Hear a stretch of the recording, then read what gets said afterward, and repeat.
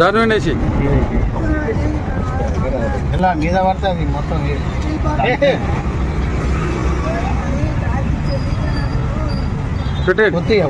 సరిపోద్దా అటాను వంచుతాను మీద 2015 నుంచి పెండింగ్ ఉంది ఈ ఆస్తి పన్ను 10 లక్షల దాదాపు 10 లక్షల వరకు ఉన్నది. జప్తు నోటీసు కూడా మేము జారీ చేసాము. అయినాను ఎలాంటి రెస్పాన్స్ లేనందున ఈరోజు సీజ్ చేయడం జరిగింది. ఇప్పుడు 2 వెంకటసాయి గార్డెన్ సీజ్ చేసాము, ఇది కూడా సీజ్ చేసాము. గతంలో 2 సీజ్ అయితే వాళ్ళు పేమెంట్ చేశారు. ఇప్పుడు ఇది 4వది, అందులో 2 పేమెంట్స్ జరిగినాయి. నోటీస్ సీజ్ చేయడం జరిగింది. రెడ్ నోటీసులు కూడా అందరికీ ఎవరైతే పెండింగ్ ఉన్నారో వాళ్ళందరూ రెడ్ నోటీస్ జారీ చేస్తాం. ఇక్కడ నుంచి ఇదే ప్రక్రియ ఉండదు. ఎవరైతే కట్టని వారు ఉన్నారో వాళ్ళ ఆస్తులు జప్తు చేయడం జరుగుతుంది.